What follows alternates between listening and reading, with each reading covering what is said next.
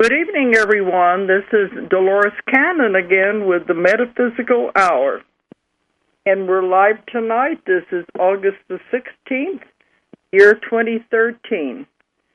I said I was going to be live all this month before we start out the road again. And it's good to be home for a while. I don't know about the rest of you out there, but we have been having just torrential rains, one after the other. And for the last day or so, it's finally calmed down, so we're not going to have to build the ark after all, I don't think. But Julia is not here tonight. She is still in England. You know, I told you we have an office in England for our publishing company, and we are been moving the office, and she's been over there packing everything because we were down by Marlborough, if anyone knows England. And we are moving to our new office is in Glastonbury. And it's right in the crop circle country. And she said they have a beautiful view of the Tor from one of the windows. So they're right in the middle of some very powerful, ancient energy over there. So we might be hearing a lot about that whenever she gets back. But they're in the process now of packing and moving. So she'll be over there for another couple of weeks anyway. So I'm just me tonight and my guest. But I do enjoy her being here because then I have someone else to help with the questioning. Well, our guest tonight is another one of our new authors that we have published. And she was also a speaker at the Transformation Conference that we just finished. And we have had so many wonderful speakers at the Transformation Conference. But before we call her on, I want to give out the toll-free number of anyone who wants to call in and ask questions. The toll-free number is 1-888-627-6008. 1-888-627-6008. Okay. Now, our guest is Charmian Redwood, and she has written a book about Lemuria. And I know there's always been a lot of interest in that ancient culture. And so she's going to be the guest tonight. Now, Charmian, you're there, aren't you? I am indeed. Good evening, Dolores. And actually, I moved to America from Glastonbury in 1995. So you know Glastonbury very well. I know it very well. I lived there for 5 years. And what I was taken through the veils into what is Avalon. So that whole story of the Grail is centered on Avalon, and I was given the Grail codes and then asked to bring them to America because they said America needs them. So that's how I came to be in America. I've been to Glastonbury many, many times, and I know it's very old, you know, down by Chalice Well and then the Glastonbury Abbey. All of that is old, and it has that feeling to it of just a very ancient place. Yeah. And, it has many, many layers. There's the whole Christian story of Joseph of Arimathea and Mother Mary coming there after the crucifixion. And then there's the whole Druid history of I was actually in a past life one of the trainers in the House of Maidens. I went and found the young girls and then brought them back to Glastonbury to train them as Druid priestesses. So, well, you know, I've written 2 books about Jesus and his connection, and you know, in those days, I wrote Jesus and the Essenes, and they walked with Jesus. So I did a lot of research into that area, and a lot of people in England sent me books that you can't find anywhere else. So when I rewrote the Jesus and the Essenes, about 5 or 10 years ago, I added all the new research. So I'm very familiar with Jesus and Joseph of Arimathea's connection in that area. And it's all in my books. And just a few years ago, too, I was also in the south of France So I'm very familiar with all of that material. And then there's the whole Arthur and the Knights and Guinevere. That's all centered there as well. Yes, and Merlin. I imagine you've been up to the Tor. Yes, I was always going up the Tor. That's Archangel Michael energy and the sword energy. And the chalice well is the Grail and the chalice energy. And many people in Glastonbury had the vision of the sword coming down into the Grail as a symbol for the new age, which is the balancing of the male and the female energies, everything coming into union and oneness. You know, for those who have not been to England and to Glastonbury, it is outside of the town of Glastonbury is this huge hill, and on the top of it, you can see it from everywhere, all around the area. And on the top of the hill is an ancient tower, and it's called the Tor, and it's very visible and it's very dramatic looking. And that has been it's got a path you can go up it, and it's a little arduous. I never could get all the way to the top. Nancy and Julia did, but it's a very narrow, winding path that leads all the way up to the top. And when I first went there was in 1992, so it's been about 20 years ago. And my publisher told the story of how that whole area used to be underwater, and the Tor was one of the places that was above water. That was where Joseph of Arimathea, they brought the ships in for the tin mining. That's and right. So it all fit in with the books that I wrote. It all fit together with the historical research.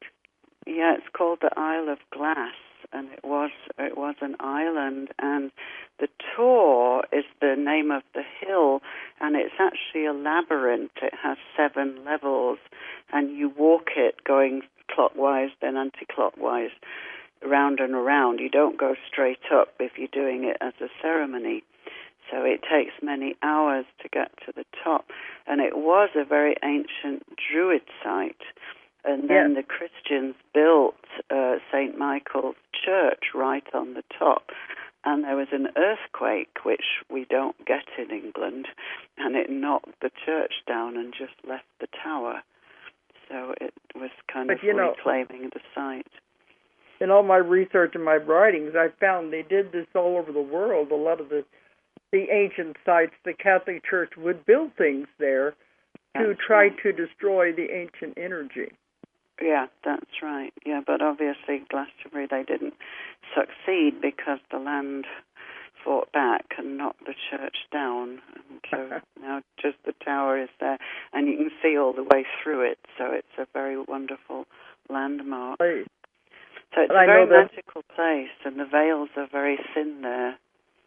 Well, that is also the historical place of King Arthur, Avalon, and Camelot. Yeah. That's right. And so it's a lot of stories there, and I've been there many times, and sometimes other people have gone with me, like a tour. They wanted to hear the stories. Yeah. So I was really surprised when my daughter and Vitaly, who also works for me, she's my manager over there, found this place in Glastonbury. I said, that's going to be a very tremendous energy to have an office in. It's a very powerful place, and it's much lighter. It used to be a very heavy, dark energy there because, the Druids, they got into the blood sacrifice, and that was really why they were wiped out, because they had started to do blood sacrifice. So there was some very heavy energy there, but that's mostly cleared now, and it's much lighter than it used to be. Well, I'll be seeing it the office when I go over there next. But you can see the hill and the Tor from one of the windows, so that's going to be very interesting. Yeah. So you're familiar with that area? Totally. Yeah, I lived in 7 different places. I moved around the different surrounding areas. But I've been going over there now. It's been over 20 years. I go over at least once a year, sometimes twice. Yeah. Actually, I think that was the year I moved there, 1991 or 92. So that must have been the same time. Okay, well, we're going to talk about your book now. And, well, I know when I brought you over for the conference, you were living in Hawaii, and I thought I was going to have to bring you from Hawaii, but you're in the States now, aren't you? I'm in Ohio, but this week I'm in Arkansas, so I'm just up the road. I noticed from the telephone number you're just right over here in my own backyard. That's right, yeah. Okay. But you did live in Hawaii for quite a while, too, didn't you? I was there for 6 years, yeah. That's why I thought I was going to have to bring you that far. Charmian's book is about Lemuria. And if you remember, Charmian, at the Transformation Conference, we also had Jack Churchward. And we have published his book about his great-grandfather's work. It's very, his great-grandfather was one of the pioneers in the research of, I keep calling it Lemuria, but he said his great-grandfather calls it Mu, and I keep thinking they're the same place, but he says they're two different places. What do you think about that? No, I think it's the same place, but they didn't call it Lemuria. Later on, people started to call it Lemuria. But at the time, we called ourselves the people of Mu, and it was the continent of Mu. But it was the same civilization, but the Lemuria was a later evolution of it. That makes sense then with what Jack Churchward he's been bringing back his great-grandfather's work. Yeah, and it makes sense. He was researching more the historical, geographical evidence of the remains that are still on the earth and visible. What I was doing more was taking people back into the memories of the culture and how we worked and how we created things there. Yeah, well, when Churchward was doing it, he was considered very radical, and they were really criticized because no one believed there could have been a continent out there. Right. He was doing it, by the translation of ancient tablets. And so there's two different ways of doing it. Yes, so you do it rather the same way I do. I take people back in their past lives to those areas. And there's been a lot written and uncovered about Atlantis, but very little about Lemuria. Yes, because Lemuria is older. And a lot of people have written me saying which came first and all of that. But let me say a few things, and then we can go over there. But what I have learned anyway is Lemuria was first, and it was centered in the Pacific, where Atlantis was in the Atlantic. So that's the difference in the two. But they were actually very ancient continents. But Lemuria was there before the Atlantean culture. Yeah, that's right, yeah.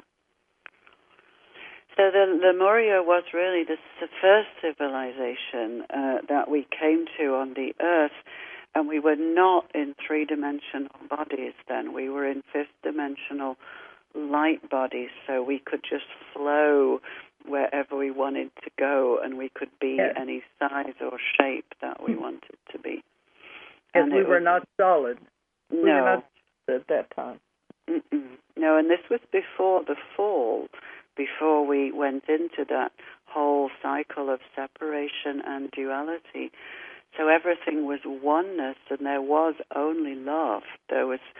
We didn't know what conflict was. We had no concept of division or separation, just oneness, service, and love. So that's the time that we now call the Garden of Eden, that was paradise upon the earth. But, before we get too much into this, let's let people know about you, your background, and how you discovered all this information. Tell us about you first. Do you mean how I got the information about Lemuria? Your background. Well, my background was I was a very normal person in England until I was 30. I was a school teacher. I was buying a house, having nice long holidays and going to the pub and playing darts a lot, as we do over there. And then when I was 29, I had a near-death experience which completely changed my life. So I count my life really as starting when I had that experience. But tell us about the experience. I'm always interested in near-death experiences. Okay, well, it was, I was in the hospital and I had given birth to twins. I had my two babies. And the whole experience of the birth was mishandled by various departments in the hospital, and I ended up with blood poisoning. So I was taken back to the hospital after 10 days, and I was dying. And I really didn't care if I lived or died. I was so ill. I had no really will to struggle and try and stay here. I just was quite happy to leave.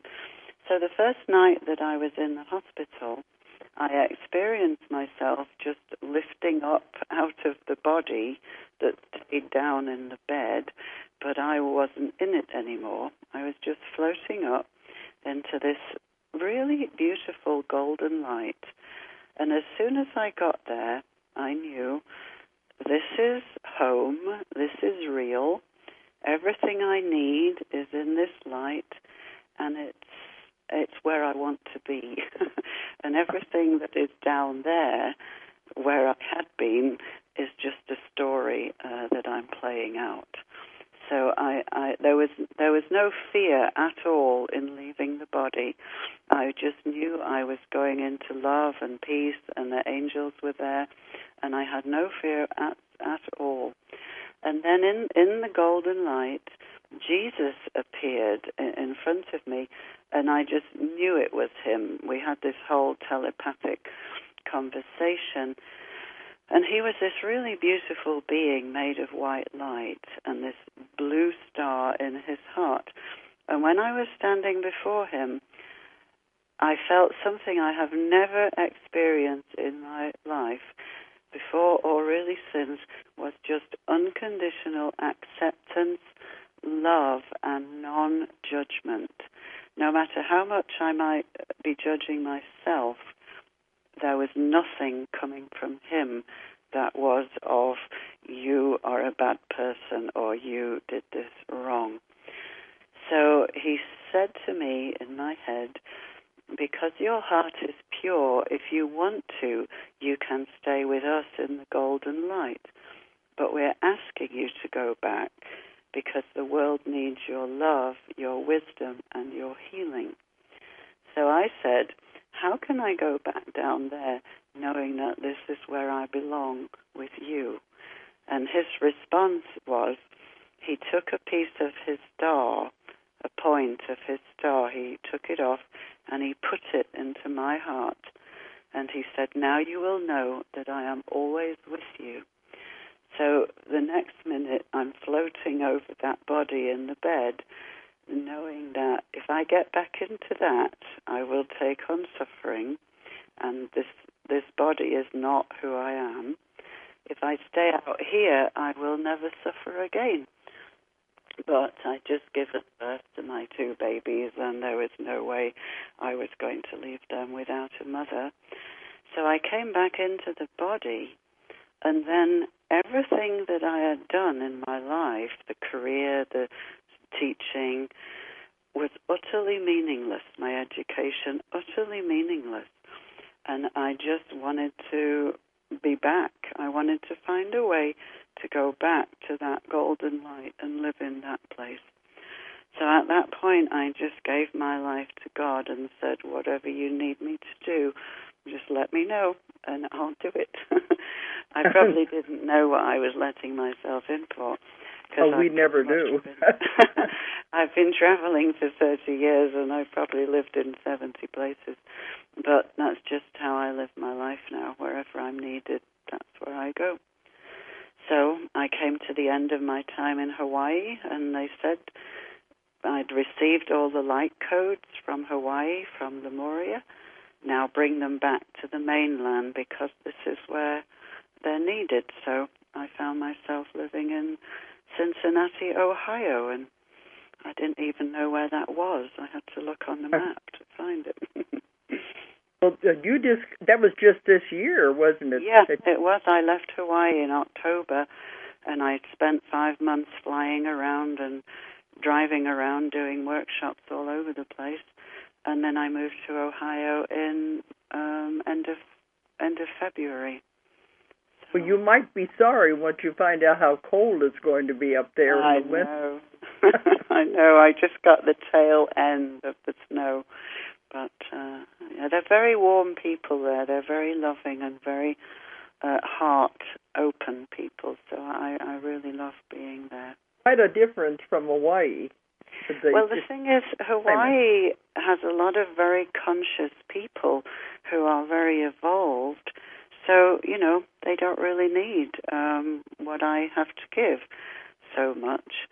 Whereas in Cincinnati, people are really waking up incredibly quickly, and they're very hungry. They want what I do now is I take people between the worlds to experience the other dimensions. I do it through channeling, and I do it through hypnosis. And there's really nobody doing what I do in Cincinnati. And people are just ready for something different, because the old life, the way we've been living on this planet, isn't working for them anymore. And they want something more authentic. And so I've been really welcomed there with open hearts, and it's very nice. I'm finding this everywhere I go. See, as we keep saying, the veil is thinning because everybody is beginning to wake up. Yeah. And I'm noticing it everywhere, especially since, December the 21st. It seems like everybody keeps saying there hasn't been any changes. They don't notice any changes, but there is. And a lot of people in my audiences have said that. They said, we know something is happening. They can feel it, that there is definitely changes going on. Yeah. And we are evolving. We're evolving very fast. And everybody is having personal changes in their personal life. And that is the shift. I do a circle every week in Cincinnati with my crystal bowls and channeling. And since I started in March, over half of the people in the circle have either lost their jobs, quit their jobs, or just wanted to do something different, or their relationships have finished, their 30-year-old marriages have finished, or something really drastic has happened in their lives. One of them, his son was killed in a car crash recently. And these are the events, even on the personal level, that are shifting us into being our authentic selves and to doing what we came to do, because we don't have time anymore to just mark time doing something that our soul is really not thrilled about. But that's what happens with my clients. They come to see me. They're looking for purpose. They want to know why they're here. Yeah. Many of them have been caught up in the world, and they're not happy with it. Mm-hmm. Many of them are caught in jobs that they don't like, and they want to change. And of course, they know their changes. If they go in a different direction, there's not going to be the money there. It's going to be different.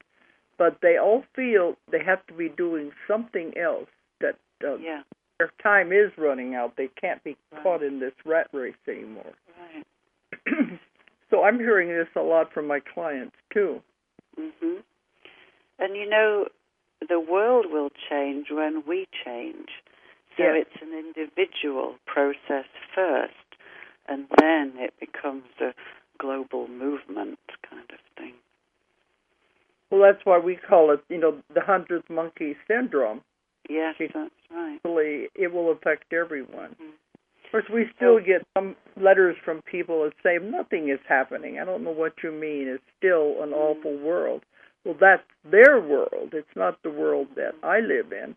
And it's not the world that you live in either. No, you see, people expect the whole world to shift overnight, and it's a process. The energy has shifted, and all of those conflict situations, they will resolve and they will leave the planet. But for some people, their way to finding peace, they have chosen to do it through conflict, to realize that this is not the way. We need to do it differently. We need to reach out to our enemies and call them brothers. Some people are still in that process, so they're going to have to just play that out to the end. But the rest of us don't need to do that. We can start creating heaven on earth right now, just in our own community. Well, everyone is at a different stage of their development. So we can't all of us shift at the same time. They all have to take their steps. And that has to do with the vibration and the frequency of their own soul. Yeah. So if they're ready or if they're not. So some are moving faster than others. They said eventually we're going to all get there. It just won't all be at the same time. No. But so everyone, if they're on the path, and if they're not, that's okay. I've been told they will get there eventually anyway. It's just some faster than others. But whenever did you start getting the information about Lemuria when you were in Hawaii, or was it? Yes, when I went to Hawaii, I had heard the word before I went, and I knew I was a Lemurian. But I didn't mean anything to me because I knew nothing at all about Lemuria. And when I was even flying for the first time from L.A. to the Big Island, Kona, I just started crying halfway across because I knew I was coming home. And I'd always thought of Glastonbury as my spiritual home. But when I got to Hawaii and I stepped out of the plane and I stepped onto that land, I just felt safe for the first time in my life. And then within a week, I met this whole group of people. There was an ET conference the first weekend that I was there, and I thought, I'm going to meet my family there. So I went and I did. And I started doing hypnosis sessions with them. And all of them were going back to Lemuria. And I didn't plan that. It just came up in every single one of the sessions. So that's when I realized that I'd been brought back so that I could have those memories and to bring them back now. But to me, the Big Island is new land. And you probably found the old land. It's Kauai. Yes, the most authentic and the clearest Lemurian energy is Kauai, especially the Kalalau Valley, where there was an ancient Lemurian temple. But also I found many crystal cities off the coast that are now under the water. The first one I found was on the Big Island between Kealakekua and Honau now in the ocean. And it's where the dolphins swim. It's where Joan Ocean takes her dolphin retreats. Wherever the dolphins are, that's where the Lemurian crystal cities are. So they were all over the island. Hawaii is the oldest part of the Hawaiian chain. Mm-hmm. Yeah, it is. Yeah, and it's still very clear. The energy is very pure there. But Maui has crystal cities too. So the reason that the Lemurian memories are coming back now at this time on the planet is that in Lemuria, before the fall, we lived in oneness. We lived from the heart. We were telepathic. We could travel anywhere that we wanted to just by intention. And we just lived in service. We lived to serve. And now the energy of the planet, we've come through separation, we've come through the fall, the planet is returning to oneness, and because we all have the Lemurian memories in our genetic makeup, we know how to do oneness because we've done it before. So those Lemurian aspects are being reintegrated into our multidimensional bodies to help us to make this shift that we're doing now since December 2012, where we are returning to our awakened, fully self-realized, conscious beings. That's what I've learned in my work, too, that when we did come to this planet, we were light beings, and the body's not solid. And after being here for quite a while, then it began to solidify. Mm-hmm. And was eventually, it did lead to the fall of Lemuria, just like the fall of Atlantis. Well, we actually chose to do the separation, what we call the fall, which was before the destruction. But we had only lived in light and oneness and beauty and grace and truth. And as a way of soul evolution, as a great challenge to give ourselves that would help us exponentially to grow as a soul, we chose to go into separation, to forget that we were creator gods, to play out the parts of victim and do all the martyrdom and the sacrifice and to experience suffering, but then to bring it all back to the oneness. So now we have the power of the light and the dark, which is more powerful than if we'd only ever known the light. So from the darkness we are choosing to come back to the light of our own free will, and that's where the power is. So that's why it's so important that these memories are coming back now. But this is a planet of free will. It's also a planet of duality, so we do have the light and the dark. We always have opposites on this planet. Yeah. That's what's different than other planets. They have other rules and regulations, but we have free will, so we do have the ability to choose here. And I think that's important. And what we're doing now is bringing them both together, not banishing the darkness, but bringing it into the light so that it becomes a synthesis of the two and the point of reconciliation in the center. Well, in the work that you have done, did you find, was there any one incident that caused the fall of Lemuria, or was it what? No, it was a choice that we asked to be disconnected. We asked to have our DNA strands disconnected because we wanted to experience helplessness, powerlessness, and to go through that whole experience of duality, separation, forgetting that we are powerful co-creator gods and goddesses, and we fell into ego. So it was like a group soul choice. And then the Anunnaki came in and shut us down and did the disconnection. But we had asked for it and asked to do it. I mean, was there an earthquake or flooding? How did the whole continent go down? Oh, the continent, yes. That was after the fall. There was a war. This is what I've remembered. There was a war between Atlantis and Lemuria.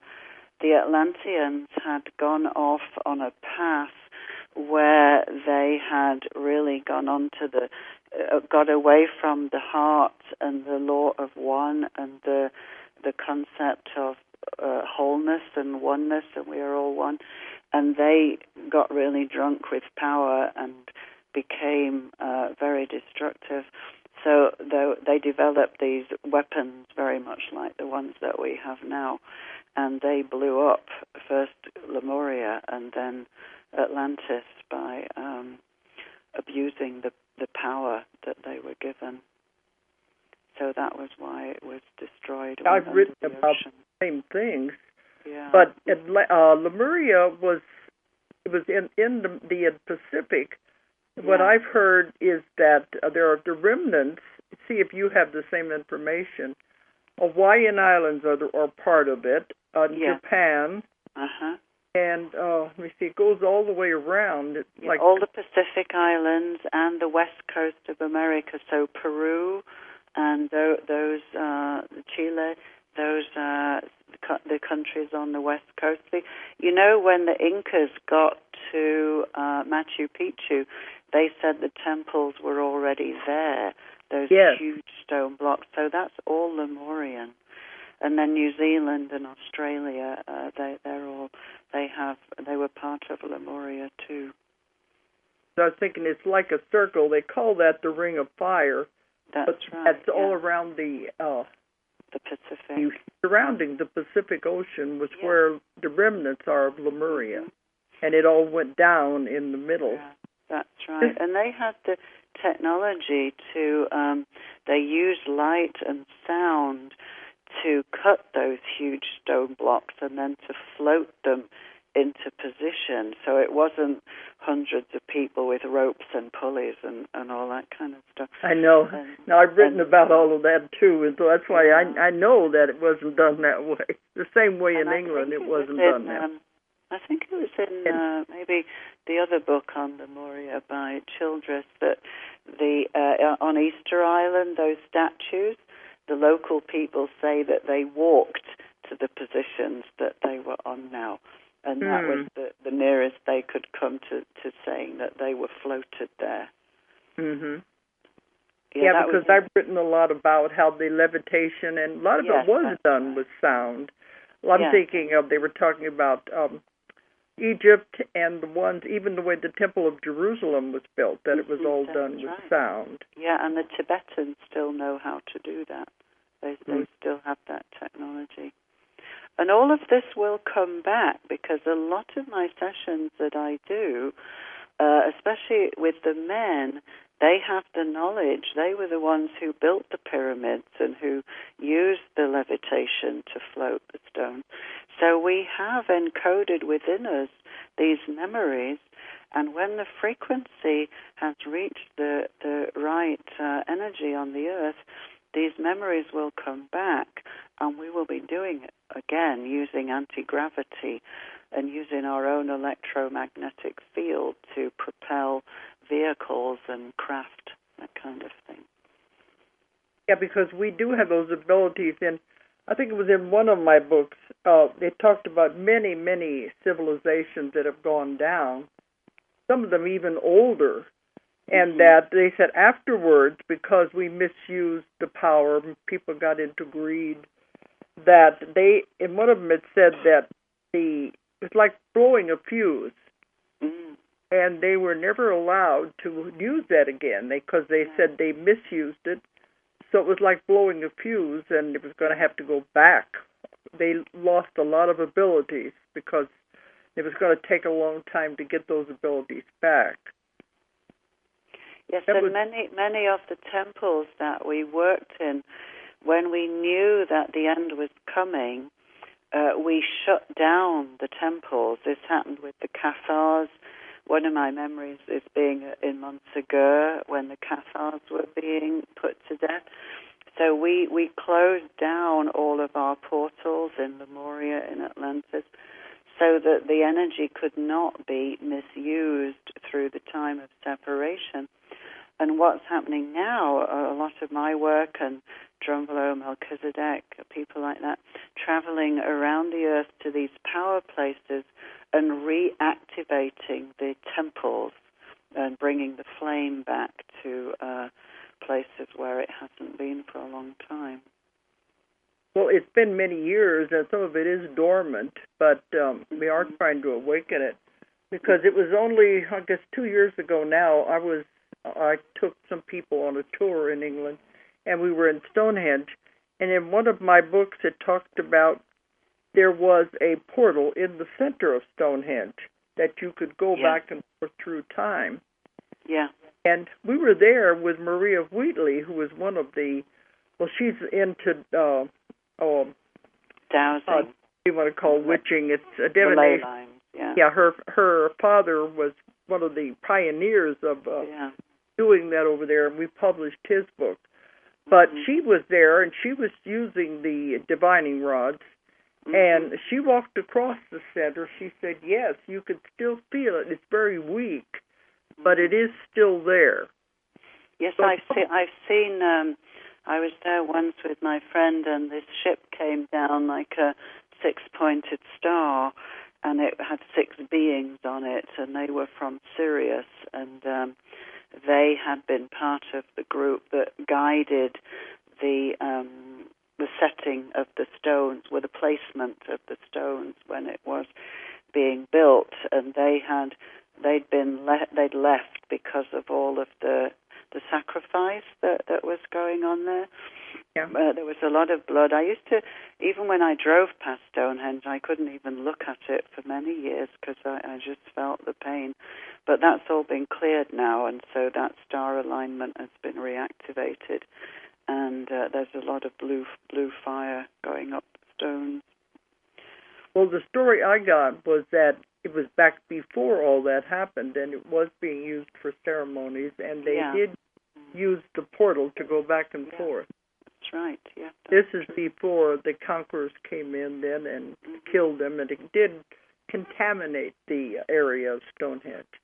I've seen the same thing in Egypt, in the pyramids at Giza, and I've seen it in Chaco Canyon, the kiva there in New Mexico or Arizona, that we used sound, and we created dimensional travel light ships in these places, and then we used them to travel between the worlds, between the planes, and between the stars.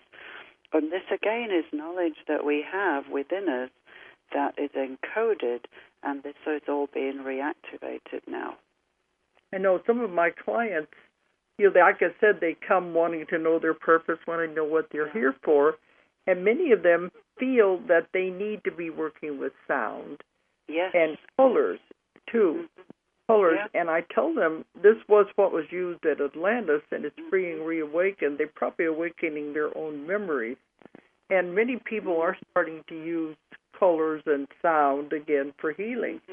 So the memories are there. It's coming back.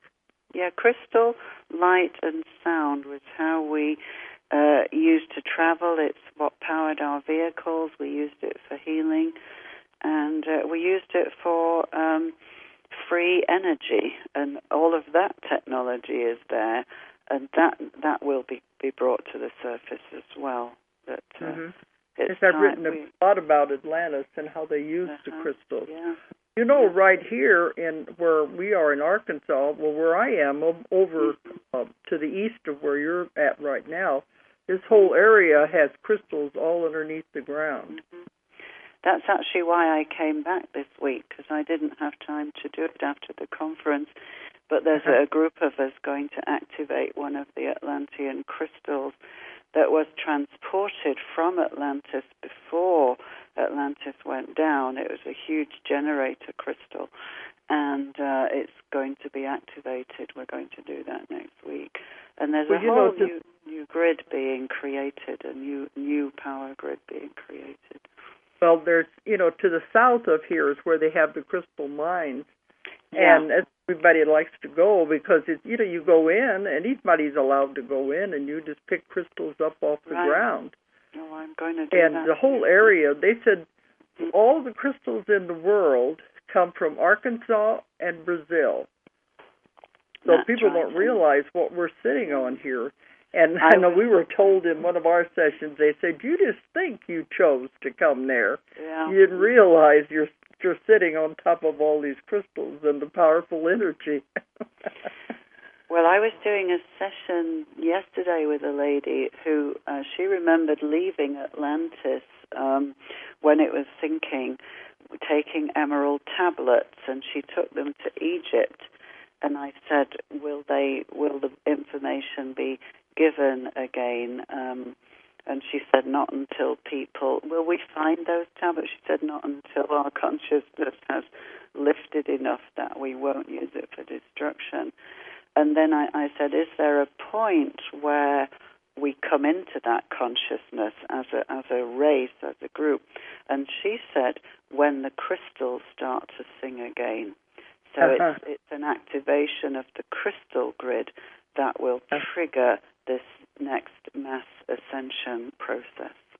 Well, see, I live on top of one of these mountains, and so you imagine we had all that energy right underneath us. Wow, yeah. Yeah, that's why we're called back here, because we are the Atlanteans who worked with that grid, and it was a global grid, and it was used to generate power, and we need to be using this technology again, but not to create mass destruction weapons. That was no, but it's always, that's what I say in my lectures, it always gets to the point where they have everything, but it's never enough.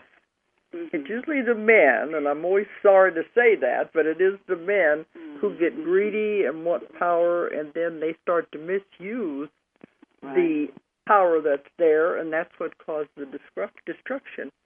But I had a similar session. It's in one of my books where these people were there, and they were the keepers of the knowledge and the scrolls in Atlantis. And whenever right before it was going down, they were able to escape in a boat, and they ended up in Egypt with what they could carry. And they said they helped with the building of the pyramids. And they said a lot of the information they have, the scrolls and the crystals, whatever they brought with them, is inside the walls in the pyramid. But it can never be found only by certain people, because there's like a, what do they call it, a magnetic field that covers it, and it'll be invisible to anyone unless they're the right vibration to be allowed to find this knowledge again. Yeah.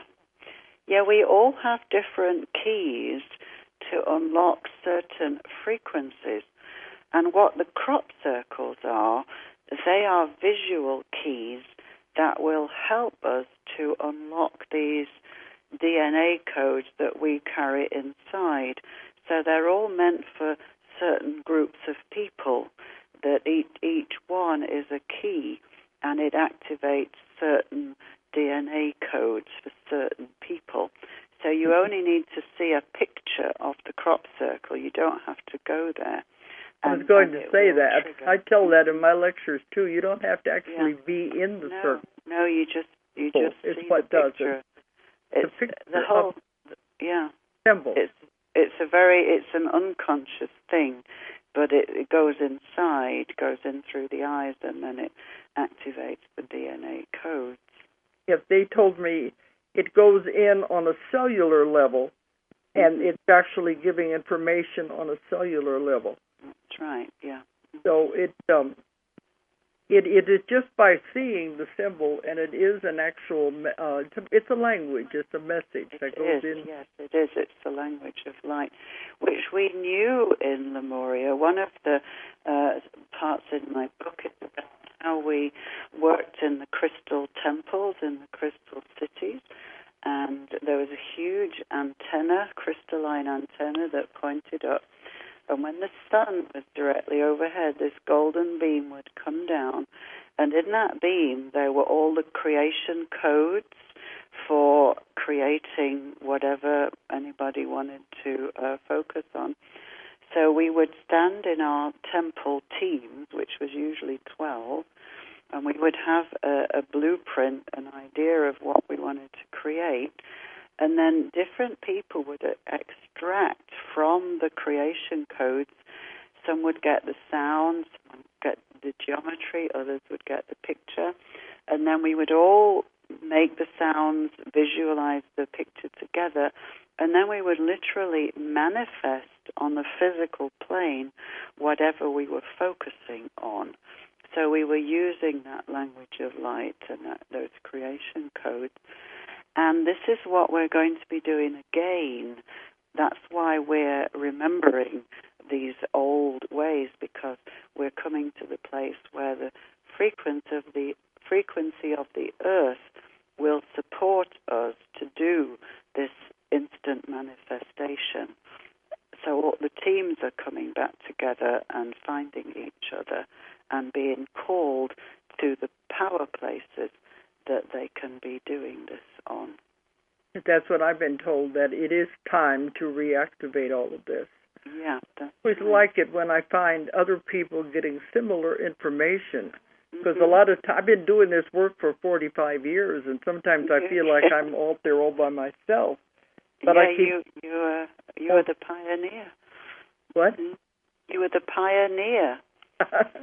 But I kept thinking, I'm out there all by myself, but I keep finding other people getting the same information. I like that. It's validation. Yes, it is. So that it is real information. Otherwise, why would so many people now be getting the same thing? And it is coming back. Okay. You would be surprised. We are almost out of time. We've already talked almost an hour. The time flies. But Charmian Redwood, the name of her book is Coming Home to Lemuria. And, of course, you can get the book in the bookstores, Amazon, or on our website. Our website is Ozark Mountain Publishing is the name of the company, so the website is abbreviated. It's OZARKMT.com. Or if you're overseas, it's OZARKMT.com. But, Charmian, tell people how they can get a hold of you if they want to. Well, I have my website, which is very conveniently called ComingHomeToLemuria.com. It's all one word, Coming Home to Lemuria, and I do all kinds of activations of the DNA, the light bodies, the galactic brain, releasing all things that we've been carrying from the past. And I have lots of CDs and my books on there. So I do sessions on the phone or Skype or in person. So you can find me there. Coming Home to Lemuria. Do you speak at lectures or for groups? Oh yes, and I do. I play crystal bowls. I have the sound codes. My work is really with the sound codes. So I play the crystal bowls, and I do lectures, expos, conferences, and then I also channel. I do a lot of channeling of the masters and help people to connect with their soul lineage, who they have been when they've been powerful and much more conscious than we are now. Yeah, we are. But so if anyone wants to get a hold of you, it just even to communicate with you, or if they want you to speak somewhere, if they just want to talk or find out about your book, they can get a hold of you with your website, ComingHomeToLemuria.com. And I have my email address on there. And I have a YouTube channel with lots of my channelings on it. Good, then. So it's Charmian Redwood. So I think you'll be able to find her then. Well, we're coming down to the time, and I want to thank you for coming on tonight. Well, thank you very much. I'm sorry we didn't have time to answer anybody's questions, but they can always email me. I love to connect people. If they had a question, they would have been sent through, because Don, he puts them through, but they've told me before that we don't want to ask questions, we just want to listen. Okay. So they've been listening out there.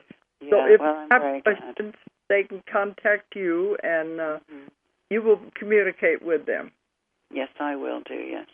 And thank you very much, Dolores. I'm very honored to be on your show. Thank you very much. Okay, so now it's time to leave. So I want to thank everyone for listening tonight, and I'll be back live again next week.